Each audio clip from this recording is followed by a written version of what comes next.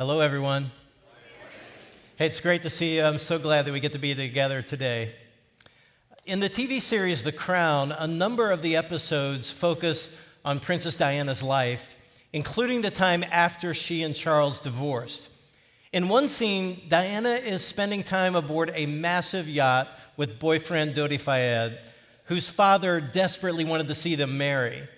At the time, Diana was the most famous woman in the world. Her charitable efforts were admired. Even rich and famous people clamored to be with her. Her earning capacity was off the charts. Because many felt she had been mistreated, she was also a sympathetic figure adored by many. But the show portrays Diana as a deeply unhappy person. Her marriage had been a sham. She was often separated from her sons. Her privacy was non-existent. Diana was disillusioned with life. You know, we've grown accustomed to reports of people who seem to have it all, but who cannot live with joy. Howard Hughes, Elvis Presley, Marilyn Monroe, Robin Williams, Britney Spears, Jim Carrey. The list of rich people who have admitted to being miserable seems endless. Early in his career as a psychologist and therapist, Clay Cockrell was approached by a billionaire who said he needed help. And when you hear that, you might sarcastically think, oh, really? What kind of problems do billionaires have? Well, it turns out a big net worth comes with big problems that money can't solve. When word spread that Cockrell had helped a wealthy man, he was inundated with requests for appointments from other rich people with lots of expensive toys who were searching in vain for personal happiness. The inability of money to produce true happiness is why we're launching a series today that I'm calling Higher Definition. I want everyone who is connected to our church to hold a firm conviction that the meaning of life is not to acquire as much as we can. I want our church to have an unusually high percentage of people who are content and joyful regardless of the number of digits on our financial statements. And I am convinced that we can only acquire that wisdom if we are willing to define some well-known words differently than the world defines them. So let's go to Luke chapter 19 today, where we're going to find a well-known word and a well-known character in the Bible, and we're going to upgrade the definition of the word. Look at verses 1 and 2 of Luke 19. Jesus entered Jericho and made his way through the town. There was a man there named Zacchaeus. He was the chief tax collector in the region, and he had become very rich. Now, if you were not involved in a church as a child, I'm really glad you're here now. But if you were involved in a church as a child, Zacchaeus is a very familiar name to you. Every kid's Sunday school class has talked about Zacchaeus. Do you know the song? Zacchaeus, what? Okay, I'm not going to sing it. But just because I sang a few notes, some of you will not get that song out of your head for the next few days. I'm just glad I could help. But as we read the opening words of Luke chapter 19, you probably notice the word that we want to upgrade today. It appears at the end of verse 2. Zacchaeus had become very what? Very rich. Zacchaeus had, in emoji terms, bags of money. He was far from God, but he was not a down and outer. Zacchaeus was an up and outer. He had a loaded portfolio, but he had an empty soul. But how did Zacchaeus get rich collecting taxes? It sounds like a pretty normal government job. Well, Israel was under Roman control, and the Romans hired locals to identify potential taxpayers and to collect taxes from them. Hiring locals ensured that no one would glide under the radar, everyone would pay. And Rome gave tax collectors added incentive by permitting them to add a surcharge to every tax bill. And that's why tax collectors were so despised by the Jewish people. They were considered traitors because they worked for Rome. They were considered thieves because they would add a surcharge to every tax bill. Well, Zacchaeus was the chief tax collector. he taught the frontline tax collectors how to collect taxes. And he pressured them on behalf of Rome to increase revenue for the Roman Empire. Zacchaeus was like Visa or another credit card company. He got a slice of every single transaction, and over time, it added up to a lot. I read a blog by a man who vacations in Montana, where he enjoys fishing the Yellowstone River. And when he goes to that area, he invariably stops at a little cafe at the north end of Paradise Valley called the Pop Stand. It's a little hamburger and ice cream joint that's been a fixture for years under a couple of different names. Now, the Pop Stand has had ups and downs as a business, but its future is now bright thanks to a man who fell in love with the place and bought it. His name is Arthur Blank. He is the co-founder of Home Depot. Blank has owned professional sports teams, and he's owned huge resorts, and he also owns the Pop Stand because it holds a special place in his heart. He bought it to ensure that it would be there for his grandchildren and for coming generations. Well, in years past, Blank's wife would even put on an apron and serve customers while he would sit in the corner and read the Wall Street Journal at a table. Well, a local told the blogger that a customer once came in and struck up a conversation at the Pop Stand with Arthur Blank, not realizing what a successful businessman he was. And the person asked him how long he had lived there and what he did. And Blank said that he made his living in business. And the man asked, well, what type of business? So Blank told him, it's a home improvement company. When the stranger asked what company, Blank said, I work at Home Depot. The man asked him what he did there, so Blank admitted, well, I'm one of the owners. And when the man asked if he owned the one in Bozeman, Blank said that he owned that one and a few more. And when the guy asked how long he'd been with Home Depot, the co-founder of the company said, well, pretty much from the start. Now look, he didn't own a multinational corporation, but Zacchaeus was that big a deal in Jericho. And even though he had more money than he could ever spend, Zacchaeus did not feel rich. He did not feel safe. He did not feel happy. And he certainly did not feel admired because he was not held in high esteem by the community. Zacchaeus had shrewdly worked all the financial angles, but it was not working for him internally. At the soul level, he was poor.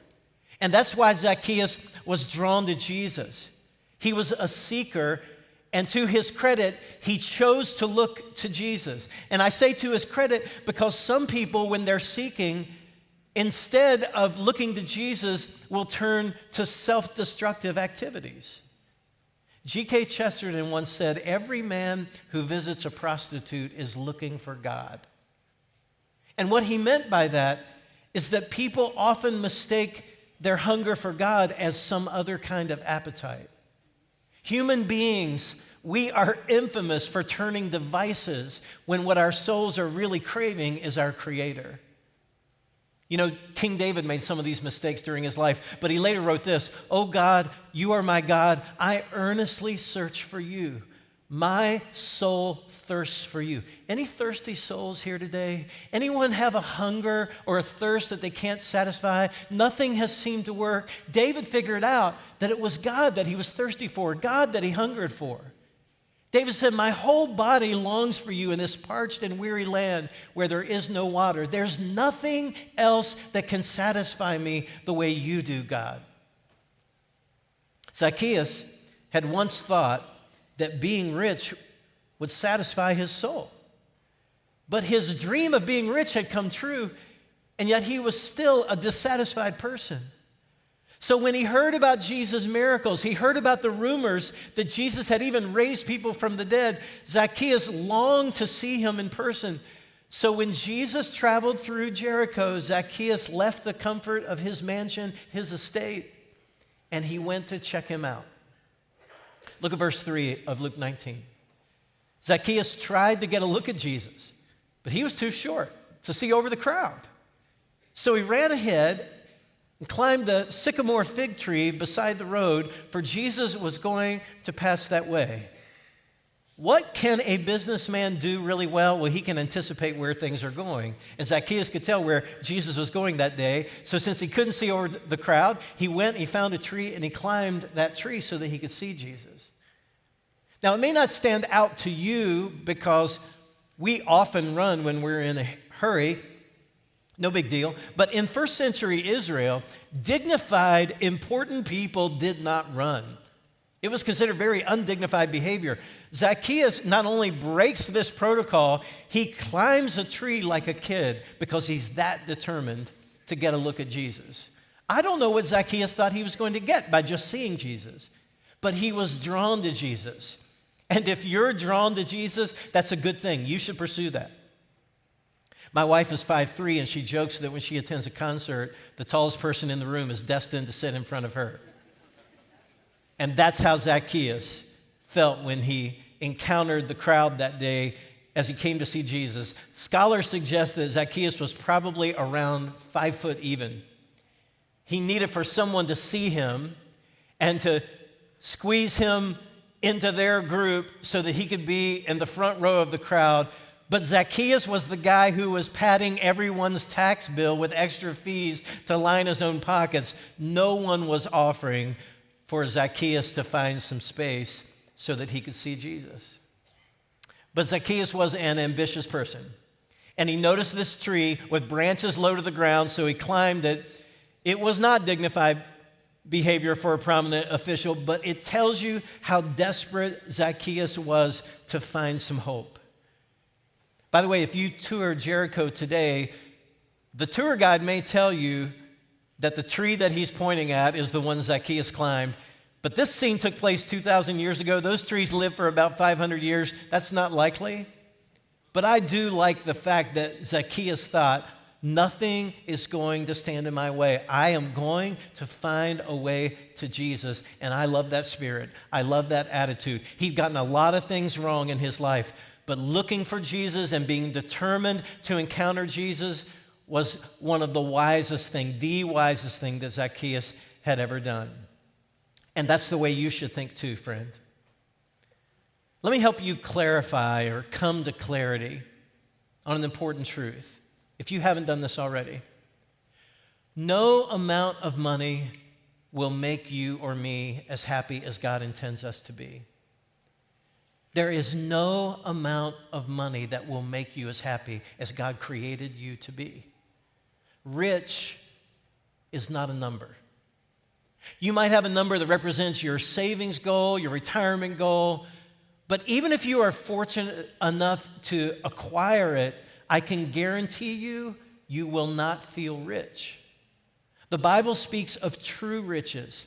And until you and I adjust our aim, until we fix our focus on true riches and not just being rich by the world's definition, I assure you, you will never feel truly rich. You've likely heard about the God-shaped hole that philosopher Blaise Pascal identified. Pascal said each person has a God-shaped hole that only God can fill. But Pascal also referred to that hole, to that emptiness, as the infinite abyss. And I actually resonate with that description and that metaphor even more. The emptiness that we experience without God is not slight, it's profound. And I could spend my entire life trying to compensate for that and never move the needle, never gain ground on true happiness and true riches. The only thing that can fill the infinite abyss is an infinite God. It's the only thing that works. He is what I need. He is who I need. I need more than a better attitude. Some of us think, if I just fix my attitude, everything will be fine. Not everything. I mean, having a good attitude, that's a good idea. But your outlook, your attitude, fixing that, it won't fix your entire problem. And I need more than a change of scenery. Some of us just think, if I could just get out of here for a while, if I could move to a different place, that would do it for me.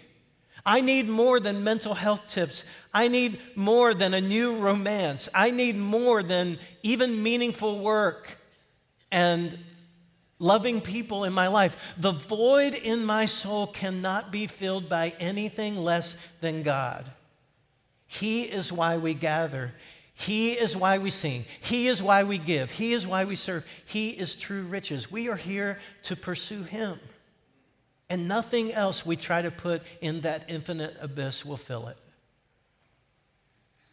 Now, I want to read the rest of this encounter between Jesus and Zacchaeus, and then I want to offer just 2 applications to help us personalize this event. Look at verse 5 in Luke 19. When Jesus came by, he looked up at Zacchaeus and called him by name. Zacchaeus, he said, quick, come down. I must be a guest in your home today. Zacchaeus quickly climbed down and took Jesus to his house in great excitement and joy. But the people were displeased. He has gone to be the guest of a notorious sinner, they grumbled. Meanwhile, Zacchaeus stood before the Lord and said, I will give half my wealth to the poor. Lord, and if I have cheated people on their taxes, I will give them back 4 times as much. Jesus responded, salvation has come to this home today, for this man has shown himself to be a true son of Abraham. For the Son of Man came to seek and save those who are lost. Now you can tell this is a summary of some amount of time that Jesus spent with Zacchaeus. These were not instant comments or an instant response by Zacchaeus. It followed whatever amount of time he spent with Jesus. And I'm not going to take a lot of time to unpack the most disappointing thing in that paragraph, but I do want to mention it. Did you notice that Jesus' decision to engage with Zacchaeus was met by disapproval from the crowd? They grumbled about it. They thought it was inappropriate for Jesus to even be seen with Zacchaeus, much less to go to his house, because Zacchaeus lived under the stigma of his questionable job, his questionable income, his dishonest ways. But Jesus not only went to his home, he later, after Zacchaeus responded in such a positive way, he affirmed him as a true son of Abraham. In other words, society had tried to push Zacchaeus out and exclude him. But Jesus said, no, you're a true son of Abraham. You are what we all hope someone will think we are, a son of Abraham, a true son of Israel. And Jesus counted him as an insider. Listen, friend, I want you to know that if you'll let nothing stand in your way when it comes to trusting and finding and following Jesus, he will let nothing stand in his way when it comes to saving you and restoring you. He will do it. And even if someone else objects, even if someone else thinks you are unworthy of the effort and the forgiveness and the grace and the mercy that Jesus shows you, it will not stop him. He will let nothing stand in his way. He will cleanse you completely. He will remake your life completely, just as he did Zacchaeus. And even as people were jeering instead of cheering for him, Zacchaeus models some things that you and I need to notice and we need to emulate. The first is this, that generosity is a vehicle for transformation. If you do not know how important giving is to your personal transformation by God, you need to recognize it today. I love how Jesus personalizes this moment and he focuses it on Zacchaeus. It is a crowd of hundreds of people, perhaps there were even thousands of people, and yet he calls Zacchaeus by name. And Jesus could have preached to the crowd and said, Zacchaeus, it's your responsibility to apply this to your personal life. But Jesus gives Zacchaeus his full attention. The man that everyone else considered out of reach, Jesus spent one-on-one time with him. And he ends the public event and he invites Zacchaeus into a private conversation. This is the backstage pass that Zacchaeus was the last one in the crowd to expect. And Jesus goes to his house. And I think that's a great picture of how Jesus will come into our lives, even if other people think we're the last person that Jesus would encounter. And the result of this conversation is not a statement from Zacchaeus about how good it felt to be with Jesus. The result of this conversation and this experience is a statement from Zacchaeus about what he intends to give away. It's important to see the direct tie between what Zacchaeus chose to do with his money and the transformation that God was working in his life. They are simultaneous. Some people say, you know what? Someday I'm sure my heart will change when it comes to giving to God, when it comes to sharing with those who are in need. I'm sure someday I'll be more generous, I'll change, I'll be the person that God wants me to be. That's who I want to be. But that is not how transformation works, and it's not how generosity works. We change, and we are changed by God as we give. When we give, we are changed by the giving itself. Look at what Jesus said in Luke 12, a few chapters prior to this account, including Zacchaeus. Wherever your treasure is, there the desires of your heart will be. Your heart is going to follow your money. We like to think, well, someday I'll be more generous with my money as my heart changes, but God says, no, I'll change your heart as you give. So obey me in generosity, and the transformation will take place. You know, back in the day when most people paid cash for pizza when it was delivered to their home, a delivery boy asked to meet with the manager of the pizza restaurant. The manager agreed, but he was surprised when the delivery boy handed him a check for $700. The boy explained that for some time he had been clipping coupons, adding them to his paperwork, and stealing an amount equal to each coupon's value. But he said later that it wasn't thinking about repaying the restaurant that transformed him. It was writing the check and handing it over to the manager. That's what changed his life and his attitude and his character. And it changes you and it changes me when we actually do give. Friend, if you hope that your heart is going to change enough someday to allow you to tithe to God or to give generously to other people, friend, it's not going to happen that way. But when you follow Zacchaeus' example and when you act boldly in your generosity, it will begin to change your life. You will not feel rich enough to give until you give, because that's how transformation works. The second thing I want us to take with us is this truth, that lack of generosity is rarely due to lack of resources. Now look, obviously the amount that a person can give to God or give to someone in need is tied to the amount of resources that a person has. But when it comes to starting to give to God, when it comes to beginning to share with those who are in need, we shouldn't tell ourselves that we would do it if we just had more. Most of us lack the willingness to give more than we lack the capacity to give. We are tempted to tell ourselves that we would behave differently if we had more. But is it true? Jesus taught that we are likely to do the same thing with a lot that we already do with a little. In Luke 16, verses 10 and 13, look at what Jesus said.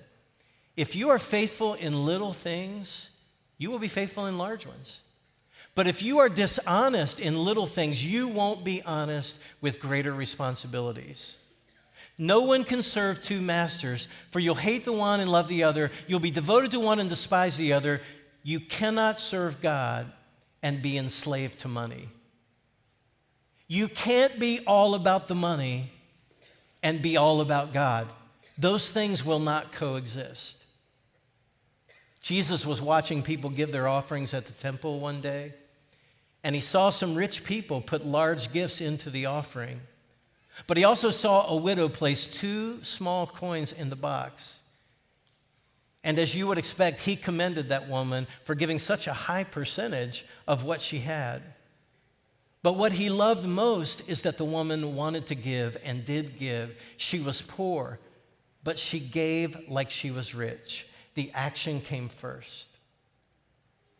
John Wesley was a preacher in the day when preachers were not paid very well or very consistently.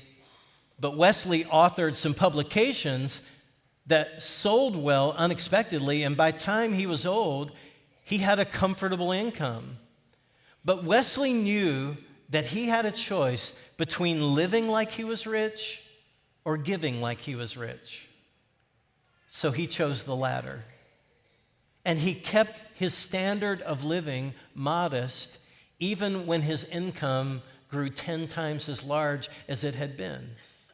He was faithful in small things, and he proved that he could be trusted with much more. Friend, money will always be two things for you and for me. It may be more than these two things, but it will always be at least these two things for us. Money is a tool, and money is a test. And even for those who give, nothing tests our priorities like where we direct our money. A pastor friend of mine met with a man whose business exploded with growth over several years, and it increased his personal income dramatically. One day over lunch, the man told my friend that he was giving tens of thousands of dollars to the church each year, but he was giving 4 times that amount to a charity that had made a difference in his life when he was a child. And he explained that the total of those 2 gifts represented 10% of his income. And then he asked my friend, "Am I tithing?"